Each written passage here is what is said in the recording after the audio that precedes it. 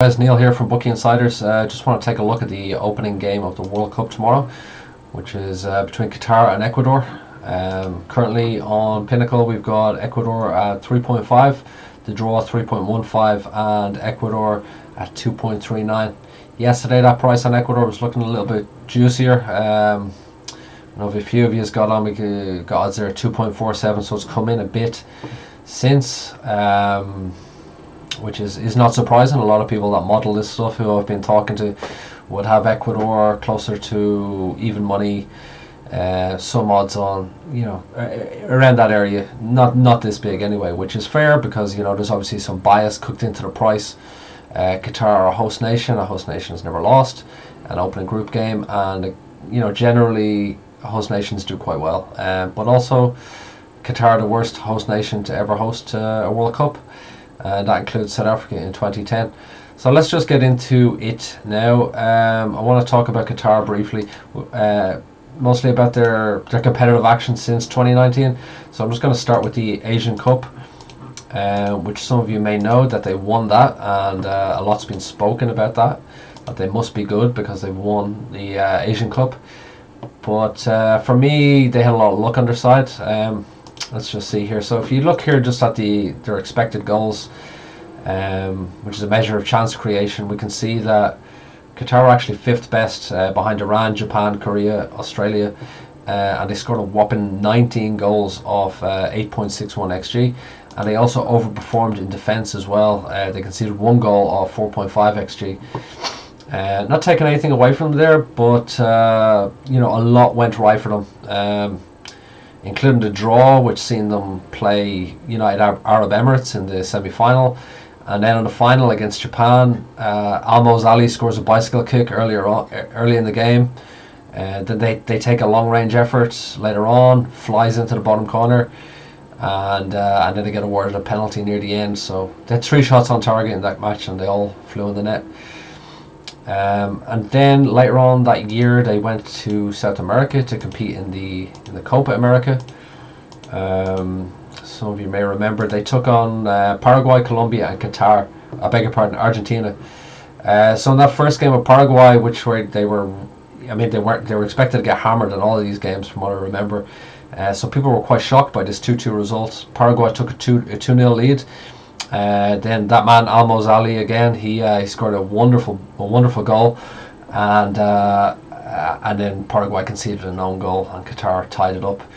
Then in their next game against Colombia, they took on Carlos Queiroz's Colombia. They offered nothing in attack really, and you can see Colombia had plenty of chances, all from open play inside their box. And then against Argentina, it was even worse. So they lucky again to keep the scoreline as respectable as they did, and they played quite defensive. They didn't offer anything really. It looks like those games were played in their own half. Since then, there hasn't been any competitive action really.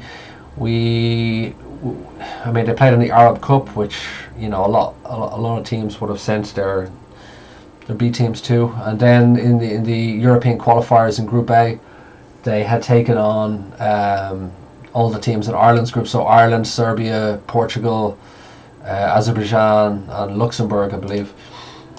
And they were pretty horrendous in all those games, from what I remember. Now, none of them were played on home soil or anything like that, but the likes of Portugal, Serbia, Ireland, they didn't put out a strong team, because obviously they're more concerned with qualifying for the World Cup themselves. So let's just have a quick look at a few of these. So we got a 1-0 win over Luxembourg. Fair enough. I don't know if Luxembourg put out a strong team there. I presume they didn't. 2-1 win over Azerbaijan. Fair enough. 1-1 with Ireland.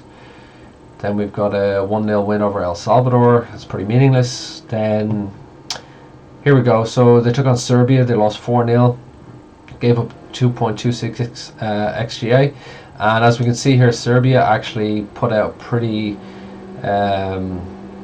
under-strength side. So you notice here, no Mitrovic, no Tadic, no Kostic, no Milinkovic-Savic. You can't blame them. Why Serbia don't care about Qatar's preparation? Why would they put out their best 11? It was the same for Portugal. We have here a 1-1 with Luxembourg. It looks like Luxembourg had the better of it. Portugal again brushed them aside with a B team. Ireland, I remember this game was played in Dublin, and Ireland put out a B team, and it was men against boys. 4-0. Qatar generated 0 attempts on target and almost no XG. Again, another 4-0 loss to Serbia. It's like the first encounter, although it does look like they were a little bit busier in attack. And then a 2-2 Azerbaijan, which looks like Azerbaijan had the better of it in terms of chance creation. Obviously, a penalty there adds to it. And then since then, a couple of weird results. I mean, we've got a 1-0 win over Albania's D team. I don't know any of those players, but an Albanian friend of mine had informed me that was in fact an Albanian C or D team. So really poor quality opposition. And not much happened. Then there was this 2-2 with Chile. Chile should have won the game. I think Alexis Sanchez missed a penalty. We've got Canada here manhandling them, 3.24 xG, and 2 goals scored. A 0-0 with Slovenia and a 2-1 win over Bulgaria. A lot of these games also would have been played in Europe. Between I think they played a lot of friendlies in Spain and a lot of friendlies in Austria. Not too many of these recent friendlies would have been played on home soil. One thing I will say was that I was just looking back since 2021, and Qatar do tend to find a net when they play on home soil. Granted, they're not playing world class opposition, but worth keeping in mind. Now, I just want to speak a little bit about Ecuador. Ecuador, as we know, are world beaters when they're playing at home in Quito at an elevation of 3,000 meters. It's the same every qualification campaign. They have one of the biggest advantages in sports. But also, I've been kind of impressed by their away form. I'll just show you here now. So, away from home, World Cup qualification. So we've got this 1-0 loss to Argentina. You'll notice here that Argentina scored and put up 1.09 xG, but it took a penalty to separate the sides. Argentina generated almost nothing in that game. And as you can see, pretty dull affair. So when Ecuador need to, they can really shut up shop. And you'll see the same now on the next page when they took on Brazil. You can see here they beat Bolivia 3-2. That would have been another game at high altitude in La Paz against probably the worst team in South America, so that's fair enough. And here we go, the Brazil game. We can see they were not interested in attacking at all. 0.1 xG, no shots on target, and Brazil put up 2.17 xG, one of which was a penalty scored in the last minute by Neymar.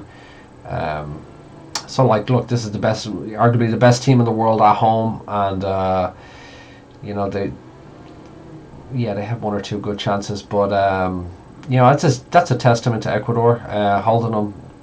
We take away the penalty there, it's pretty respectable. Then we've got a 1-0 loss to Uruguay. Again, another game where dull game where neither team was offering much. A 2-1 loss to Venezuela, which looks harsh because they had put up 2.01 xG themselves, one of which was a penalty. Then we've got a 0-0 with Colombia and a 2-0 win over Chile. So, yeah, Ecuador not blowing teams away, but one thing that I think we have to consider here is that this is Ecuador's best chance to pick up 3 points.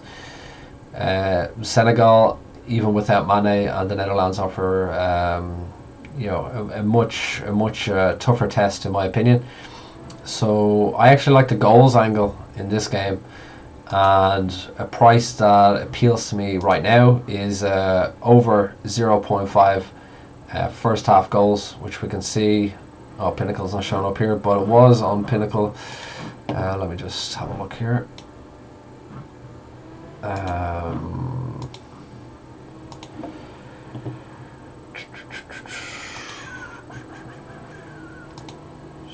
So first half goals. Yeah, over 0.5 first half goals at 1.69. So the reasoning for this is just obviously Ecuador are excellent defensively when they need to be, but you know, they're going to see this as their best opportunity for 3 points. Qatar, as we know, cannot defend. You know, they like to play possession football. I think they'll look to take the game to Ecuador. I mean, they're going to be looking at this as their best opportunity to take 3 points as well. You know, first game of the World Cup. They've had a long training camp. They've been preparing for this match for years. So yeah, that's the selection. It's going to be over 0.5 first half goals. And some of you have mentioned about the heat. From what I understand, the aircon is working very well, and the game should be played at cool temperatures. So both teams should be comfortable. Okay, so if you like the video, please like and subscribe, and thanks for watching. Thanks.